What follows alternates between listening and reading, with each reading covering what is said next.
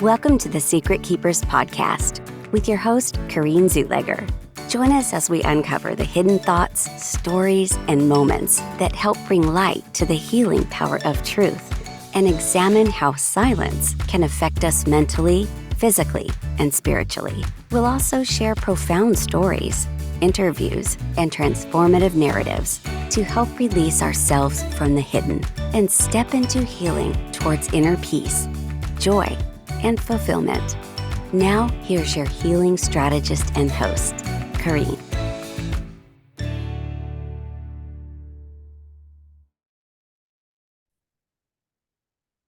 Welcome to the Secret Keepers Podcast. And today, my guest is Molly Hildebrandt, and I'm going to have her tell you a little bit about herself.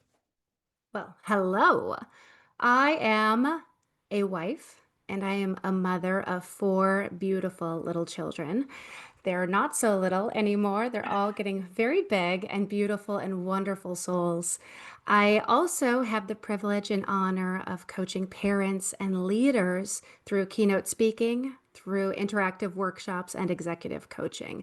So I do that in many different ways. I think my keynotes tend to be a little bit workshop style, where I love helping guide people to discover who they truly are, their uniqueness, that mind and soul within them that's been there forever, helping them name that so that they can really begin to understand and live that out to be the most authentic version of themselves possible. I love that. And it's one of the reasons why you are here today, because that speaks Mm. to the very heart of me, everything that matters to me. If we're going to break cycles, when we work together in collaborative with parents, um, it trickles down, right? We make the family happy, make the mama happy, and living her authentic life, and then um, it follows down. So, in keeping with the Secret Keepers premise, right? We know that what's brought to light can be healed, and I had the privilege of hearing you speak, and so I would love for you to share the audience a little bit about your journey that you've been on. Ooh. Well, it's not been a pretty one, so there's that.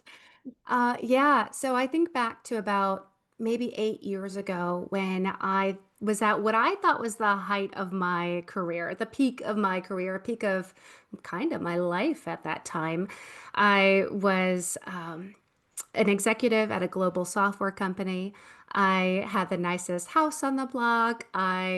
Was doing all these great things physically, externally from the outside looking in. I looked like I had it all together. Two beautiful brown-eyed boys. Yeah, just the perfect life. But what people didn't see was the behind closed doors, if you will. When you walk into the house at night and you close the door behind you, they didn't see that I was racked with just so much self doubt, so much insecurity, so much imposter syndrome, really looking to all these awards and accolades, all these external accomplishments to make me feel good about who I was on the inside. Mm. And I mean, in my opinion, that's classic imposter syndrome, right? Oh yeah. And I just wanted all these things to make me feel good about me, and they didn't. And so I was just living with this constant contradiction, this constant conflict within myself. And it came out in some really ugly ways, if I'm honest. I wasn't very mentally or emotionally stable at that time. It was a pretty dark period. Again, behind closed doors, no one saw that. I, again, had curated this beautiful mask that everyone saw on the outside. In addition to all the other things I shared, I was running marathons regularly. There was a season of time where I was running a half marathon every single weekend. So I have all these awards and I think I'm just, crushing life. But my mental health was a wreck. I was dealing with, triggers constantly. I was dealing with um, burnout, anxiety, depression, just all of these mental health challenges. And I wasn't finding any solutions. I wasn't finding ways that were actually getting rid of them. I was finding these really nice, pretty band-aids, these platitudes or what's the term I want to use? Coping mechanisms to kind of get by to the next thing. But it was really what happened one day was I was out training for one of my upcoming marathons, and I was running on a path near my house. And I had it set up where I would run 10 miles out and 10 miles back. And it was around mile 7 that I basically passed out. And mind you, this is a very secluded path in, I wouldn't say wilderness, but a very wooded area. Not a lot of other pedestrians or people on this path. So, as a female, as a woman, I can think most people can relate to the fact that that sounds kind of terrifying to be alone in a very secluded space by yourself and completely vulnerable. And after I woke up and I'm picking gravel out of my skin and getting myself back to safety, and thank God I did get back safely, um, I started having more and more issues every single time I ran. And it wasn't until I started really facing the fact and talking to doctors that I realized that all of the stress that I was experiencing in the midst of also a very stressful divorce and all this pressure at work and all these mental health issues, that my nervous system had started taking a hit when I would be doing these high intensity exercises too. And what this made me have to do was face the fact that I didn't really know who I was without running. Running had become very much a part of my identity. It was the thing people would talk to me about. How's running going, Molly? When's the next race? What was the last one you did? What was your time? How's it going? And so when I had to give that up, it was a huge identity crisis for me where I had to really face the fact that I didn't know who Molly was. I didn't know who I was. And there was people around me that in the meantime I had been hurting and not realizing it because I was trying so hard to prove my worth and prove my value without actually knowing that worth or knowing that value. So I just came off as really inauthentic and really insincere and hurt a lot of people. And so as I was growing professionally in this season, I was seeking out additional training or learning opportunities at the company I was working at. And I stumbled across this company called Flowsys. And they have this proprietary model of the mind and the brain, which I found fascinating and was really fun for me as I dove into it. One of the things that I started learning was about my uniqueness, about who I am at my core. And I started naming things that I've always known to be true about myself, but I didn't have words for. And I had to start realizing that what I have, this house, this career, or what I do, I'm a mom, I'm an executive, is not the same thing as who I am. Absolutely. And I had to start unlumping that and start facing and figuring out who I am so that I truly can show up as authentic. So I can start showing up as sincere and start being that person that I was meant to be. And so I started going on this journey. And that's actually when I started working through my mental health issues. I started not just like coping with these triggers, I started dissolving these triggers. Yeah. I overcame my burnout. I was able to truly dissolve depression, which I honestly didn't even know was a possibility. Mhm. And it was this moment in time when my boys, and I'm not ashamed of this, but it's sad because of the reality of it. But, and I say I'm not ashamed because it is my story and I own my story, the good and the bad, but because it's my journey.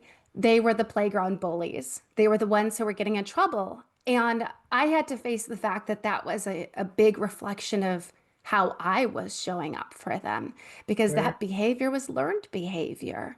Mhm. And I had to face the fact that I was a bully and I was not a healthy mom. And so as I started healing and growing, my home started healing and my relationship with my boys started healing. And then I was able to help facilitate them to heal. And so I think the turning point for me was when I saw them go from the playground bullies to the classroom leaders, that was when I knew I needed to become a certified trainer in this information Yeah. and go out and help other leaders and parents own their journey, not be ashamed of it, not be victims to it, but own it and heal it so they can truly show up as the best version, the most whole version, yeah, the most healed version of themselves. Yeah. Oh my goodness. Yes, yes, yes. So much yes. Okay. I just want to Mm, back up a little bit because some of the audience might not necessarily know when you use the word trigger. They mm, may not have a good understanding of what you mean by you were triggered. So could you mm. kind of give an example of what that might look like, an explanation of it? Yeah, so a mental and emotional triggers basically are part of our brains. The amygdala, these two little almond-shaped structures in our brain, are constantly taking in the stimuli from around us, touch, smell, taste, things like that. And it's taking in these different keywords. And when it stimulates or brings up an area of trauma from our past, it hijacks our conscious brain. So it takes over. So you're no longer making conscious choice. Mhm. And it causes you to jump into either fight, flight, or freeze, which is really just kind of alternating, but toggling between the first two. And you lose your ability to make conscious choice or decision for really 60 to 90 seconds until that adrenaline has been reabsorbed into your body. So it's very dangerous and it's really Ah, difficult because a lot of people don't realize triggers are an issue or something that need to be addressed until something catastrophic or something really bad has happened. And then they do it in a reactive way versus a proactive way of really dealing with that up front. So yeah, yeah. so to give you an example, one of my triggers was yelling just from some different experiences I had in my childhood. Mhm. And I didn't realize that when a newborn cried for me.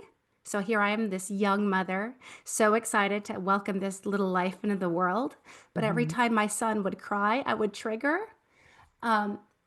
It just makes you feel incompetent, makes you Yeah. feel shame and guilt and all of these things. And I think that being able to get over that and heal that and actually deal with that was so freeing for me to be able to own my journey and heal from that. Yes, I agree. I've been on a very similar journey and Mm, reconciling the mom that I was in the beginning, right? That's the mm-hmm, first child, right? That's 34 to the mom that is able to show up, for the younger one because the younger one be like, I don't know what you guys are talking about. Mom is great, and mm, because, he had a much more healed version of me than the girls had. And because, there's a good gap in between there, 8.5 years. mm, And really, again, identify with the shame and the guilt and the remorse mm-hmm, and none of that served me, right? To have like I can seek forgiveness and I have. I mean, I have said, and there's so many different times where it's like, forgive me for that and forgive me for that. And it but there comes a point in time where I get to forgive myself, yes, much like you, in looking at and identifying and knowing, right? That's brain science is a big thing for me because learning how I was operating and, coming much like it was not uncommon for me to yell or throw things at my husband in the early years of our marriage. mm, I didn't realize, the impact it was having on our yeah, children and how sensitive and I didn't realize how codependent I was. And there's just a mm, long list of junk that was being carried around. And as I started to take out brick by brick out of my little backpack of junk I was carrying around, how much lighter mm, and freer I was. And then honestly, Molly, I feel like the world got brighter. Like I started to mm, see how bright the colors were mm, and just simply enjoy life more. And I hear you kind of saying the same thing, right? That by bringing your secret to light and addressing these things, yeah. you created more. Tell me what. Like what are all the things? Because I want to hear all the good words that you Well, Oh my gosh, that's a great question. I think it brought clarity. I think the thing for me is that it's one thing to say we want to be healthy. It's totally different to do the work to be healthy. Mhm. I it brought clarity and it brought confidence and it brought assurance and so you mentioned where we had met and everything. I'm able to leave this legacy for Yeah. my children and I'm able to heal generational trauma because of my journey. And Mhm. that is powerful. That is Powerful. It powerful. gives me I I goosebumps. I coach women who have they're the third, the fourth, the fifth woman in their family line who has been either married to or been with an abusive partner and they are able to break free from that because they're doing the work and they don't, like I said, the term, and I say this with sensitivity, knowing it's not easy and knowing that it's not a magic wand and that there's a lot of work that has to go into it, but that we can truly break free from our past. And there are tools and resources available that can literally help rewire our brain and literally help it heal. And that's available. And that's what I talk about in my keynotes. That's what I talk about in my workshops and my executive coaching is that in my bio or my intro, I talked about uniqueness. But uniqueness is the foundation that I then help people build mental health or mental wellness on. And Right. then I'm one of only a handful of people certified in the world that can help people develop their unique process for flow, which is the optimal mental state. But it's only possible once you achieve mental resilience. And so it's this stepping, it's this journey. And so I think the last thing that I want to say that I gained from it is I've been able to let go of that guilt and that shame that you mentioned. I've Yeah. been able to forgive myself.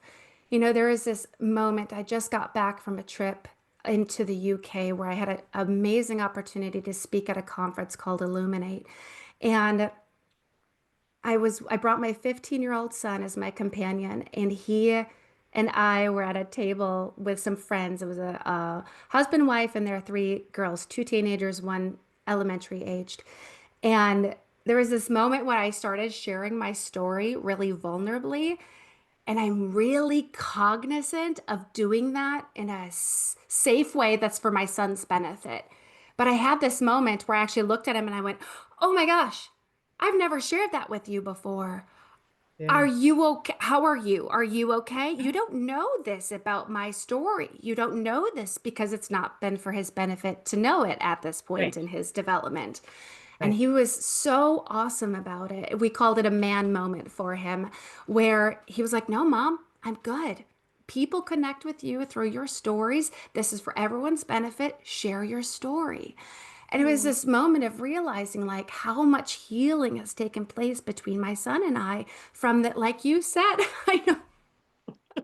oh, so powerful, Molly. This makes me, as you can hear, it just makes me emotional. Like Yeah. think impact and um it just really is. It's like it's the power in it. My mom when she was alive, she would say things like, you're so much better mom than I ever was. And Mm, like, no, I just have access to more resources. You know, I have mm, I have things that I'm doing, and yes, I had to put all the work in, but when I went to a retreat 4 years ago and we did a 7 generation healing meditation. And in that I had a download. It was a vision of mm. I was to be the cycle breaker in our family. Wow. Women were like in the field. Like I met the first woman. She's like, "We've been waiting for you. You're the chosen one." And it went down the line and they all kept telling me. And I'm like, what in the world are you talking about? Right. Chosen one. What do you mean by this? And then they told me, right, I was here to break the cycle, that it wasn't mental illness, that the women were grieving and they were grieving children that they buried and they were grieving husbands that were unfaithful and they were grieving Mm. losing husbands and lives unfilled. And it was this whole Yeah. list of things of which I was like, oh my goodness, because my grandma received electric shock therapy, my mom's mom. And I was Mm. like, so she and she buried a child who was 7. And of course Mm. that makes sense. And as a mama, I'm like, oh my goodness, yes, like I could feel that. And when we start talking more about these things and sharing and saying, like, I, yeah, I had teenage parents. I'm not here to shame them either. Yep. We're Yep. always operating at their level of awareness, as I'm sure Yep. your parents were, Absolutely. and we get to choose differently and Hmm. model better, so here you are sharing your stories and modeling for your son what it looks like to stand in your own truth of, Yeah. these are the things, and I have learned from them.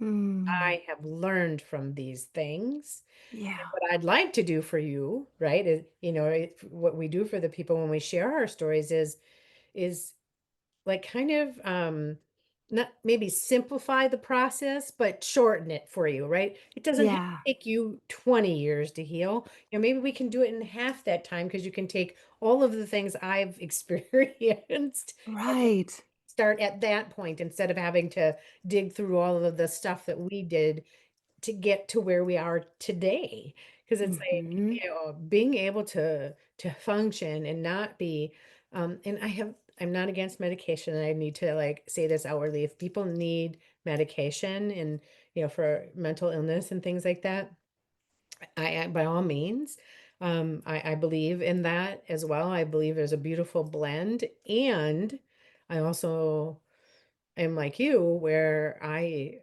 don't take anything, and I Mm. happy, and I utilize, the techniques that I've learned along the way. Um, Hmm. and I just think so. I want to kind of just circle into your transformation process because you found this flow sense Hmm. Flow and says. Yep. process, and this helped you through your journey, and now Oh you yeah. actually are doing their work, correct? Right? This is how you Yeah. coaches through the okay. I love Yeah. that.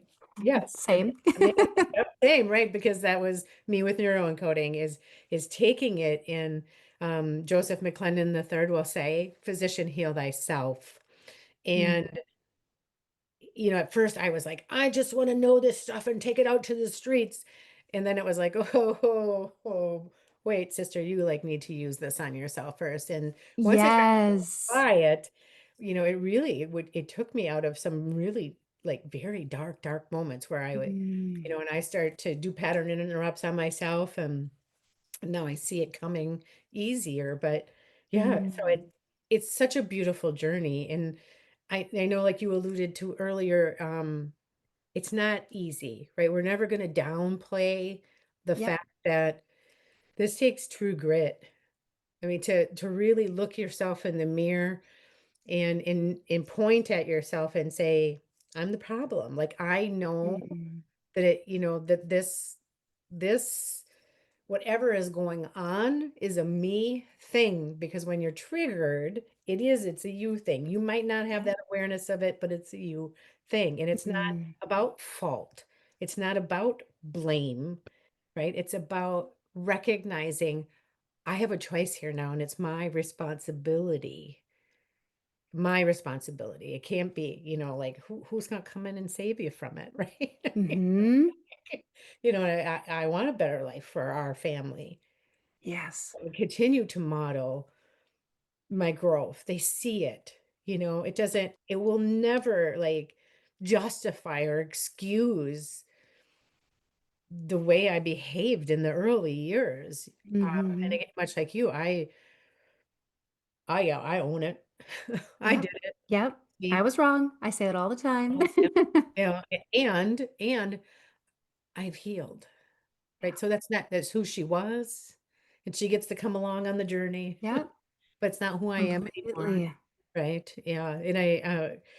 So your process included the flow sense, and what else have you been doing um, in this whole transformation journey? Yeah. Well, I do want to just comment real quick. You said, I want to just add, you can't give what you don't have. Yes.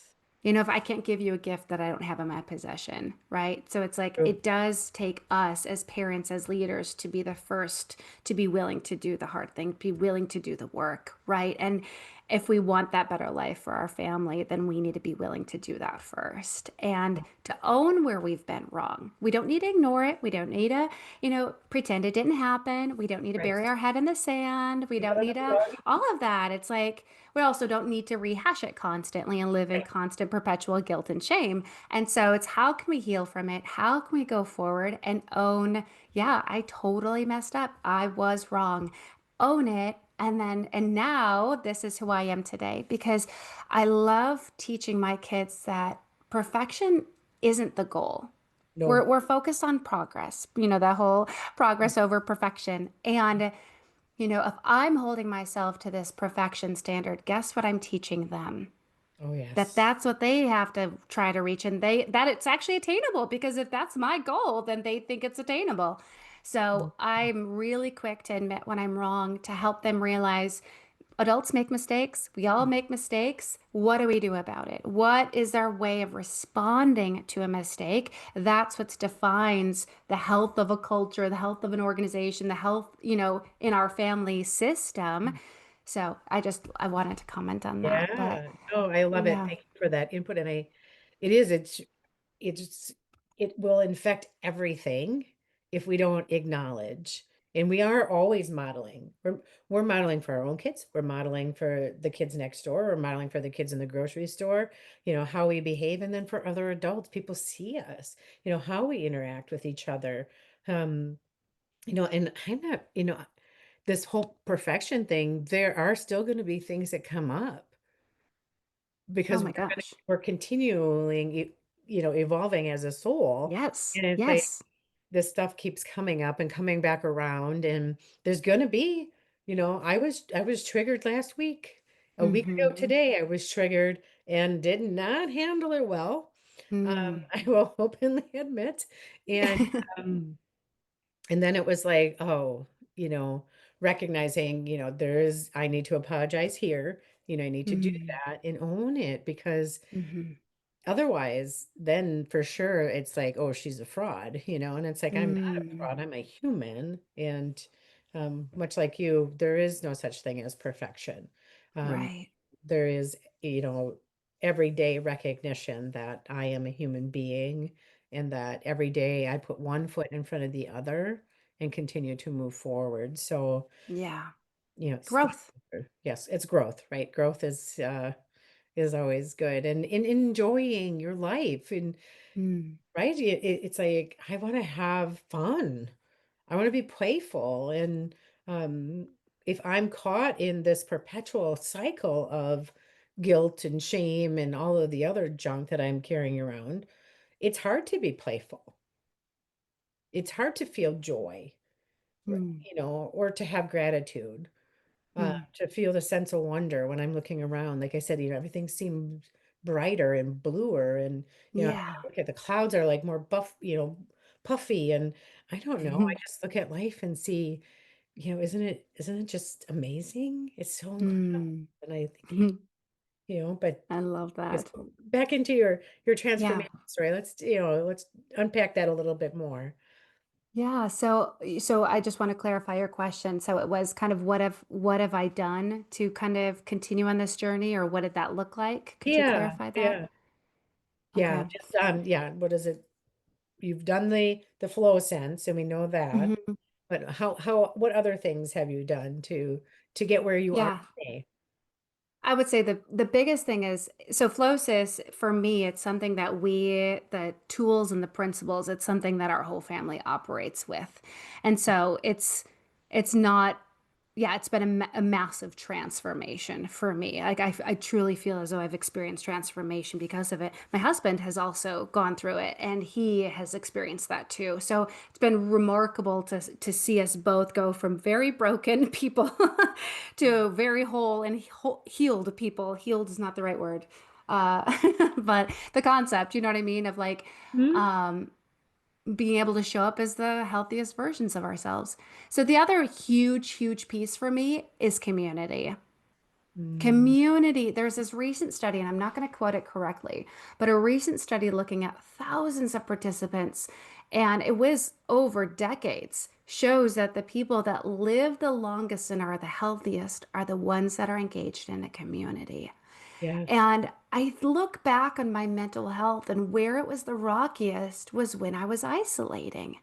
And I Hmm. was isolating, and now I know that our mental health, and then you would know this with your neuroscience training too, is that our mental health never improves in isolation. At Absolutely. best, we can maintain it, but most of the time it's going to decrease. Yeah. So, I would say isolation was one of the biggest mental wellness killers for me. But yeah, community has been a huge piece. I have two different mentors. I have three different women that I speak to weekly that we've agreed to speak into each other's lives. And, Mm-hmm. the term I think a lot of people use lately is accountability, almost like an accountability partner. But really, the term I like to use in my business is like the filter-free friend or your processing partner. Truly, Mm-hmm. it's just really deep, intimate friendship where we know each other completely and we share everything that we have, do, and are with each other. And we give the other person the opportunity to speak into our lives and confront us when they see something that's a concern, to encourage us, to ask us questions, to give us other perspectives. And I Yeah. think that's been one of the biggest pieces, is because I think I surrounded myself with individuals, not always, and not all of them were like this, but with people who would kind of tell me what I wanted to hear Oh, and who yes. would almost encourage the unhealthy behavior because I didn't want to be told I was wrong. I wanted to keep going down this path. I didn't want to look at myself in the mirror, like you said. Yeah. And I think having people who will speak into my life and hold me accountable, or at least challenge me, right? Like that's a big thing for me, because the reality is there's this really cool study from the famous book Blink by Malcolm Gladwell. It's all about the unconscious brain, and it talks about how basically, okay, I'm going to share the story, the whole story of this, what I'm trying to explain here. These individuals were put into a room and they were told to choose from two sets of cards, one with a red deck and a blue deck, right? And as they're flipping through these cards, they around 40 flips start picking more from the blue deck than the red deck. And they're not aware of their behavior, but everyone else around them sees that they are now choosing more from the blue deck than they are from the red deck. And that's around 40 flips. It's not until 80 flips that they can consciously say, the red deck is dangerous. The blue deck is safe, because the red deck had big wins, big losses. Blue deck had small wins, small losses. But it wasn't until that 80 flip that they were conscious of their behavior. And that tells us so much about the unconscious brain. And the unconscious brain is 90% of our brain. And it's what houses our energy, our behavior, all of these things. And so if I don't know my behavior is hurtful or unhealthy or things like that, but people around me see it, I'm able to have, and if I invite those people to speak into my life in a safe, loving, way, they can make me aware of my behavior well before I have to go, through my life to get to 80 flips. But there Yeah. is that flip gap for all of us. We all have this 40-80 flip gap. But I think having a community that invites each other into it is huge. My husband has that. I have that. My children each have that, where it's like we have mentors, we have friends and people that speak into our lives.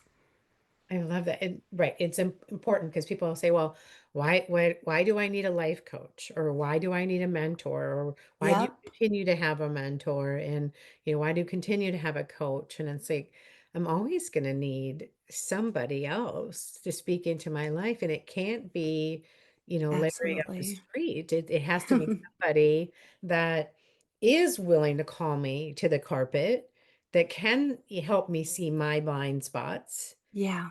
because otherwise I'm walking around on autopilot and Yep. I don't know what I don't know. Exactly. And right, and it's great to have friends, but when you have that friend that you know that you can call, that is going to be your yes person, they're always going to tell you what you want to hear, right? That doesn't expand you. It's like, we love those friends, but when they're just going to be like, you know what, you're right. She's a, you know what, and just, nope, I need the friend that's going to dial me back a little bit and say, okay, let's get curious. What's really going on here? Why Nice. behaving like that, right? Yep. Of just agreeing with us. And I couldn't agree with you more, right? We need coaches, we need mentors, we need people in our corners that are going to say, here's where this is. And that's how growth continues to happen. Yes, I Uh, agree completely. yeah, and it's so good. So Molly, you've just touched, you and we're gonna have to do another segment because I know that we could just talk for hours. Like I feel I that. agree. Um, and But at this point, just please tell our audience one golden nugget of wisdom that you have gleaned since you have brought your secret to life. I feel like you Mm. have I feel just like you're living a whole different life. And so, there's other version of you, so Yeah, just what's the nugget? that's such a good question. I think it's figure out your uniqueness and let it shine. Figure it out, embrace it, and live and lead from that place because Mm, that's how you're going to dissolve your imposter syndrome. That's how you're going to start working through and healing these mental wellness issues. That's going to be that framework for all those good, beautiful things that we can build on. But that's where it begins. I would say that. yeah, I love that. Be you, right? We That's don't it. That's your right? uniqueness. Be you. Yes. Discover it and live it. And live it. I love it. So if somebody in the audience wants to get in touch with you and connect, how can they find you, Molly? They can find me two different ways. The most common is Instagram these days. My handle is at the Molly Hildebrandt, MollyHildebrandt. And my website is mollyhildebrandt.com. Those are the two best places. Okay. Beautiful. Well, I appreciate you being here today. I'm so happy for all of the wisdom that you have brought to the Secret Keepers and the encouragement. We're not alone, and that's the Mm, premise here at the Secret Keepers is we are not alone, and we can help build healthy families. We can yes, break the cycles. yes. Need a little bit of help. So thanks again for being Oh, a guest. thanks for having me. It was such a pleasure. You're welcome.